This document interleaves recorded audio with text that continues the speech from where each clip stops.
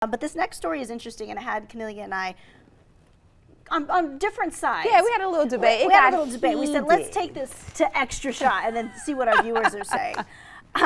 Okay, so Snapchat has now teamed up with the New York Times, which, what's the big deal? People are saying, okay, well, haven't they teamed up with a lot of different newspapers or other organizations, media organizations? But the interesting part here is that this is the first time that New York Times is saying, okay, we are going to create content purely for Snapchat, part of their Discover channel. So Snapchat, if you are familiar with the app, you know that it's an app where you can take pictures and they can disappear in a certain amount of time, and it's yes geared toward the younger generation, but with this collaboration with an old and prestigious newspaper like the New York Times, they're hoping that they can get a new audience. And this is a big thing because New York Times supposedly, according to some of the stuff that we're learning, hasn't wanted to team up with Snapchat because that's not their audience. People who read newspapers are older, a different demographic. They don't need Snapchat because their readers aren't on Snapchat.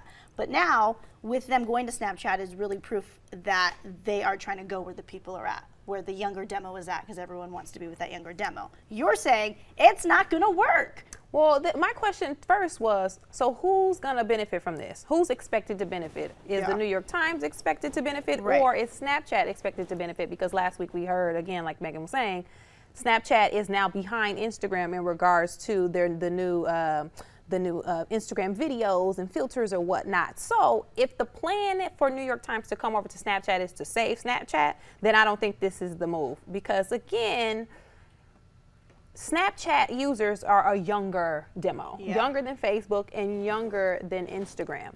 So to try to get younger viewers or younger users back and choose the New York Times to pull them back, I don't think that's going to work. So again, and this must, like Megan was saying before we even started filming, this must be for the benefit of the New York Times and less for Snapchat. Yes, and I would say that specifically because here it is right here. So you come to Snapchat. This is my Snapchat story.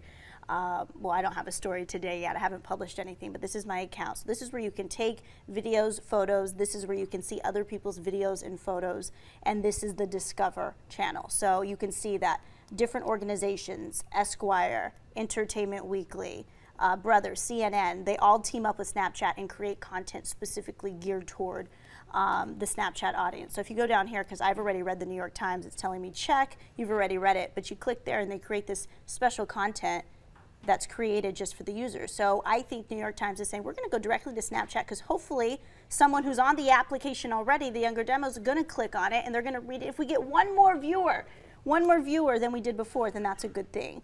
Well, this is my question again. So is the goal as Snapchat, because Snapchat is the platform that New York Times is now on, is the goal for Snapchat, are they hoping that kids are going to be like, you know what, the New York Times is on Snapchat now. I'm not going to post on Instagram. But let me stay on Snapchat. Is that what they think is going to happen? Well, I think there's a thirst. You know, they always say millennials as if we're a generation that just wants the fluff. No, we know we can get so much information on the internet. We have a thirst for knowledge because it's so accessible. So I think the fact that New York Times, you hear it, I don't care how old you are, you know that it's a prestigious outlet, the New York Times. So I feel as though that if I were to see it, I would click on it because, ooh, what are they doing that's edgy? If New York Times is on Snapchat, I'm just going to check it out. So they have to come off the bat because today they launched this. They have to come off the bat with some good curated content that is geared toward that younger demo. They even have the mini. Now let me ask you, because you are, yes, you're a millennial, but you're on the back end of the millennial and you're a journalist. So the Kylie Jenner demo, the 17-year-old,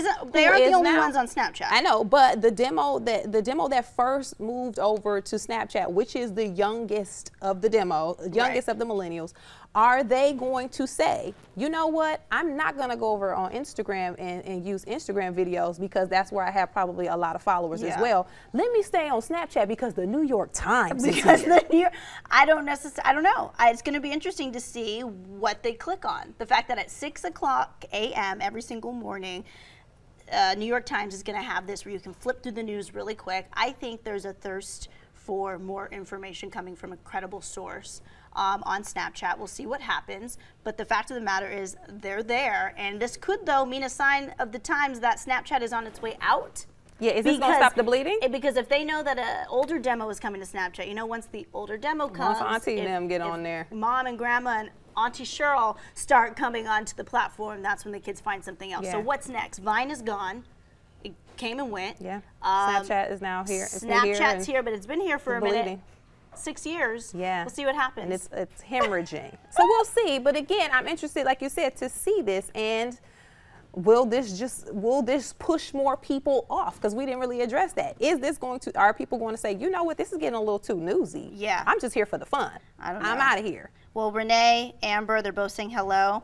Let's see, Renee, hi, Randy. Oh, she's saying hi to someone in the thread. So that's cool. We're getting people to talk. Amber says hi from California. That is where we're at. So we love that. Rosalind, hi from Citrus Heights. Hello to you. Thank you so much for chiming into our conversation. So not as many people commenting about the Snapchat and New York Times coming on. So maybe you guys are just soaking in the information, but we'd love to know what you guys think. Now that you know that New York Times is on Snapchat with quick stories, will you become a Snapchatter? Is that enough? Or maybe not. Maybe it is what it is. We'll see. We'll see what happens there. Yeah.